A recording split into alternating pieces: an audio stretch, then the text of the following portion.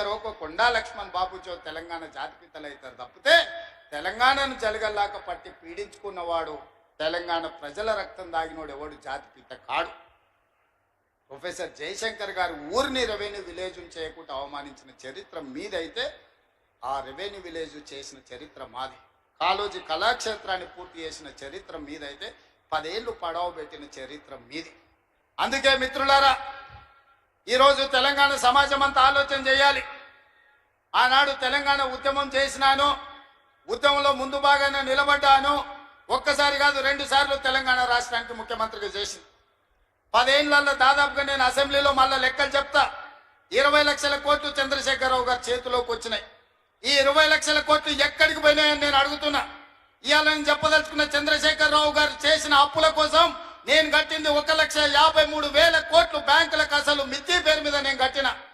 నిజంగానే ఈ 15 నెలల ఈ 1,53,000 కోట్ల రూపాయలు నా చేతుల్లో ఉంటే మా పొంగులేటి శ్రీనివాసరెడ్డి గారికి చెప్పి 30 లక్షల ఇండ్లు, ఇందిరమ్మ ఇండ్లు పేదోళ్ళందరికీ తెలంగాణ రాష్ట్రంలో ఉన్న అందరికీ ఇండ్లు కట్టించుండేవాడిని. ఇవాళ నా దగ్గర ఇండ్లు లేని పేదల లెక్క 25 లక్షలే ఉంది. ఒక్క సంవత్సరం చంద్రశేఖరరావు గారు చేసిన అప్పులకు తప్పులకు నేను కట్టిన పాయమాల్ 1,53,000 కోట్లు.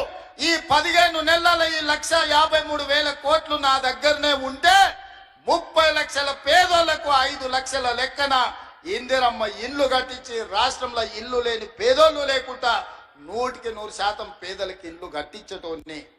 ఇదే కాదు, 75 లక్షల మంది రైతులకు 2 లక్షల రూపాయల రుణమాఫీ చేసి ఉండేటోని.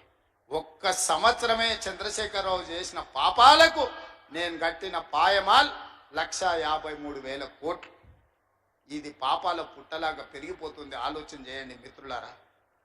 పాపాల బైరోడు రాష్ట్రాన్ని మొత్తాన్ని కొల్లగొట్టేసి ఈ రోజు పోయి ఫామ్ హౌస్లో రెస్ట్ తీసుకుంటూ వాళ్ళ వంది మాగదులను పంపించి మమ్మల్ని తిట్టిస్తున్నారు.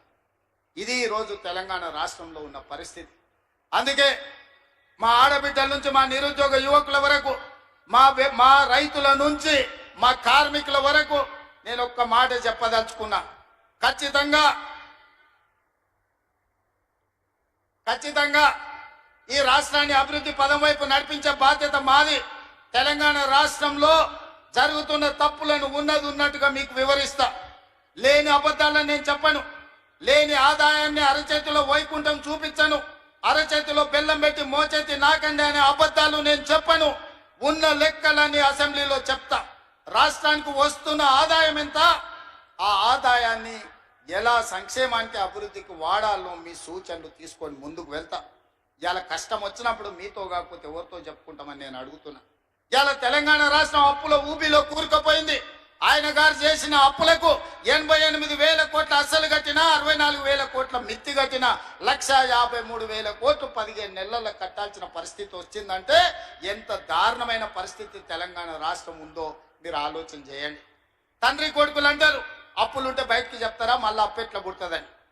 నేను మళ్ళీ అప్పులు చేయదలుచుకోలే, పప్పు కూడు వండదలుచుకోలే. అప్పు చేసిన పప్పు కూడు ఎప్పటికైనా మనకు ముప్పే అని, అప్పు మనకు ముప్పు అని నేను స్పష్టంగా నిర్ణయించుకున్నా.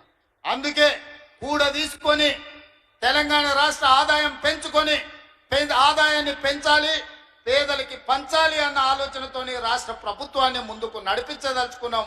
అందుకే మీరందరూ సహకరించండి, మీరందరూ అండగా నిలబడండి. మా సిఆర్ఎన మళ్ళా పక్క నుంచి గన్పూర్కు నిధుల గురించి చెప్పమంటున్నారు. తప్పకుండా దీనికి సంబంధించిన అన్నీ మళ్ళీ నేను నిదానంగా వారితో మాట్లాడి ఇస్తా. ఎందుకంటే మిగతా ఎమ్మెల్యేలు కూడా ఉన్నారు, వాళ్ళందరూ నా దిక్కు కోపంగా చూస్తున్నారు. అన్ని సిఆర్ఎన్కే ఇస్తే మాకు మరి మా సంగతి ఏందని. అదేవిధంగా రాంపూర్ డంప్ యార్డ్ గురించి కూడా సిఆర్ఎన్ పక్క నుంచి మా కావ్యమ్మ చెప్పినట్టుంది కాగితం రాసిస్తున్నాడు. తప్పకుండా డంపింగ్ యార్డ్ నుంచి మొదలు పెడితే స్టేషన్ గన్పూర్లో ఉండే సమస్యల్ని పరిష్కరించే బాధ్యత నాది. మిత్రులారా, ఎర్ర టెండున్నా మీరు అందరు కూడా ఇక్కడికి వచ్చిండ్రు. మీ ఆశీర్వాదం, మీ అండ ఉండాలి.